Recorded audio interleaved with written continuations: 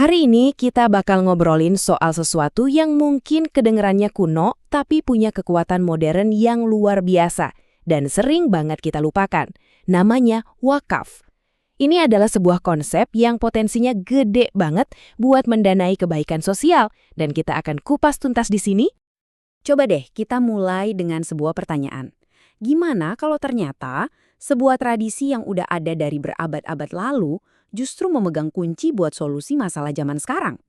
Misalnya buat pendanaan pendidikan, kesehatan, sampai pembangunan. Nah, inilah yang mau kita jelajahi bareng-bareng. Oke, jadi apa sih wakaf itu sebenarnya?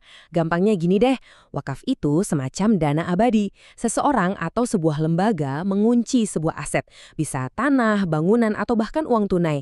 Pokoknya aset intinya ini nggak boleh habis. Nah, keuntungan atau hasil dari pengelolaan aset inilah yang kemudian dipakai buat berbagai program sosial. Biar kebayang segede apa potensinya, lihat angka ini, 377 triliun rupiah. Dan ini, loh, bukan total aset ya, ini potensi tahunan dan hanya dari wakaf uang di Indonesia aja.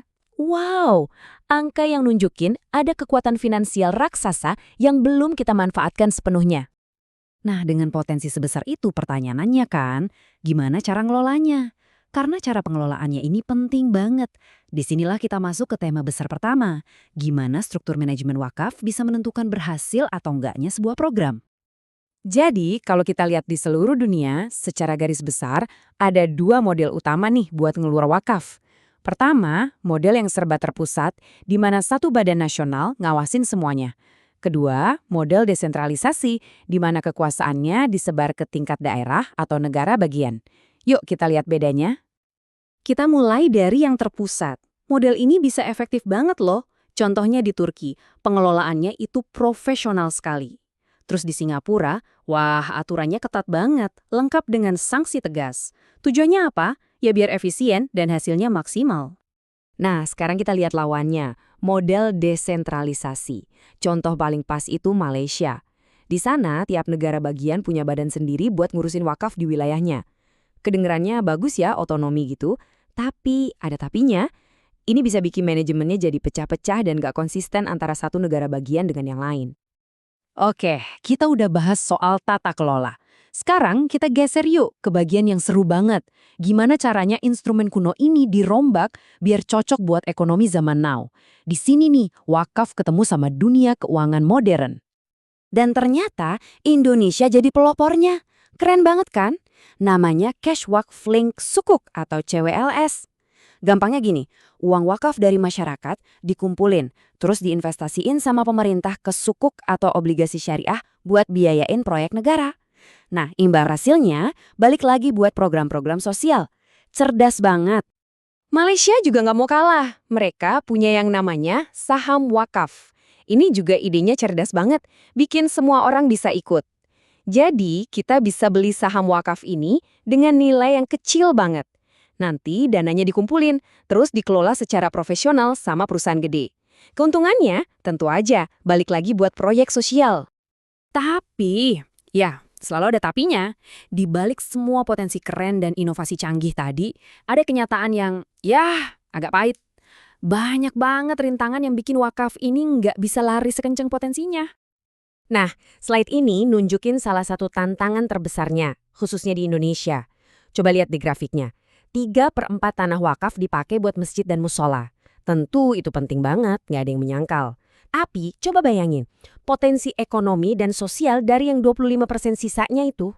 Kalau dikelola jadi sekolah, rumah sakit, atau bisnis sosial, dampaknya bisa luar biasa kan? Kalian pikir angka di Indonesia udah gede? Coba lihat yang ini. Hampir setengah dari seluruh daratan di Yaman itu tanah wakaf. Bayangin, 48%. Sayangnya, aset raksasa ini kebanyakan nganggur, nggak produktif, di negara yang lagi butuh-butuhnya pembangunan. Ini benar-benar gambaran nyata soal potensi yang hilang. Jadi intinya, masalahnya tuh ada di mana-mana, cuma beda-beda bentuknya. Kalau di Mesir birokrasinya kaku banget. Di India ada isu korupsi. Di Malaysia pengelola lokalnya yang disebut nazir seringkali kurang ahli. Terus di Yaman sama Indonesia, masalah utamanya itu tata kelola yang kurang transparan. Jadi ini bukan masalah kecil, ini masalah sistemik. Oke, sekarang kita masuk ke topik yang mungkin nggak banyak orang tahu, tapi menarik banget. Ada perdebatan hukum soal wakaf untuk keluarga sendiri. Gimana tuh maksudnya? Lihat deh tabel ini, perbedaannya jelas banget kan? Di negara kayak Turki dan Mesir, wakaf buat keluarga itu dilarang. Tapi di Indonesia, Malaysia, Singapura, itu sah-sah aja. Yang menarik, sumber kami bilang kalau perbedaan ini seringkali bukan soal agama atau teologi loh, tapi lebih ke sejarah politik dan ekonomi negara masing-masing. Menarik ya? Oke, kita udah lihat modelnya, inovasinya, tantangannya, bahkan sampai debat hukumnya. Sekarang, yuk kita coba tarik benang merah dari semua ini. Saya suka banget sama analogi ini. Wakaf itu diibaratkan kayak saluran irigasi kuno. Di beberapa negara kayak Turki atau Singapura, salurannya udah canggih, modern, airnya ngalir lancar buat banyak orang.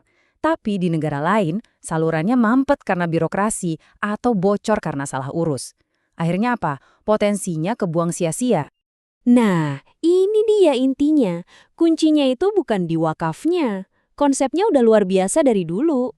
Yang jadi pembeda itu pengelolaannya, profesionalisme, transparansi, dan inovasi. 3 hal ini yang bisa mengubah aset tidur jadi kekuatan dahsyat buat kebaikan sosial. Sebagai penutup, saya mau tinggalin satu pertanyaan buat kita renungkan.